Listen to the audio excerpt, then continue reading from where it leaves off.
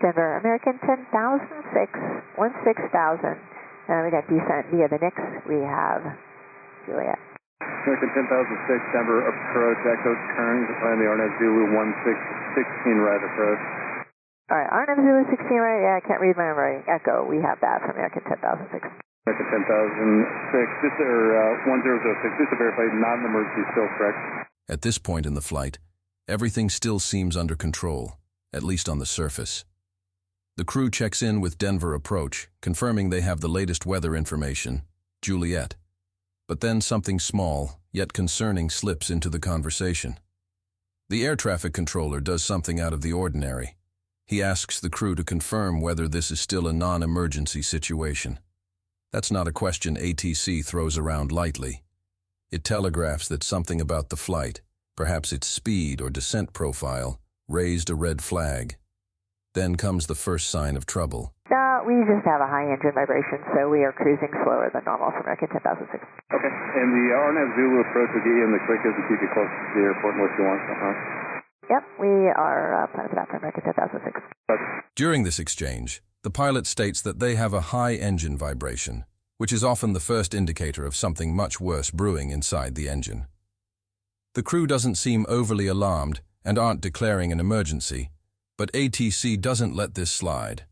They immediately offer the Arnav Zulu approach, which is a streamlined, GPS-guided arrival, designed to keep the aircraft as close to the airport as possible. American 1006, contact approach 120.35.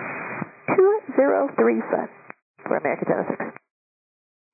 Denver, American 10,006, so we are 15,000 descending via the Nix with Echo. American 1006, Denver approach, final Arnav Zulu, runway 16 right. We're planning that for American 10,006. American 1006, and do you need any extra assistance, certain speed on the arrival or final or certain length final? No, actually, we could definitely maintain approach speeds. We just can't do climbs because we're having a high engine vibe. So we've got it pulled back for a smooth cruise. American 1006, copy all. Plan Arnav Zulu 16 right. Great, thank you. Here, Flight 1006 has checked in with Denver approach, confirming their descent and approach plan. However, ATC asks if the crew needs any extra assistance. This is not a routine question, and controllers don't ask this unless they suspect a developing problem that could escalate. American 1006, cross cliff at 1000 and speed 210. Crossing cliff 1000, speed 210, American 1006. American 1006, read back correct, contact approach 123.85. You say 2385 for American 1006. American 10,006, we are coming around approaching APAs for 16 right. I'd just like to request in the event of miss if we could get us straight out.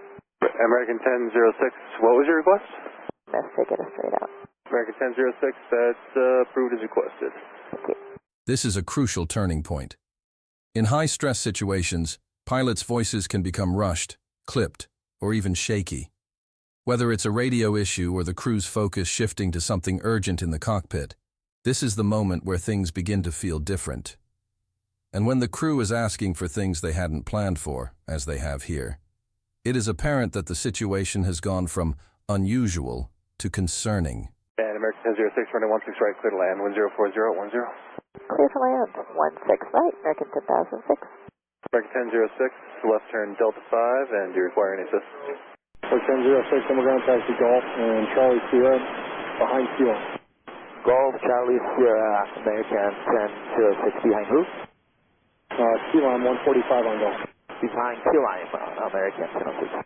System, Charlie 48, engine fire. Charlie 48, engine fire, copy. There it is. The worst-case scenario has now materialized. The engine is on fire. ATC isn't asking if there's a fire. They're stating it as fact. That means ground crews or tower personnel have visually confirmed flames or smoke coming from the aircraft. The pilots acknowledge, but the tone of their response isn't panic or confusion, just a controlled, steady acknowledgement. They're trained for this. All's well that ends well.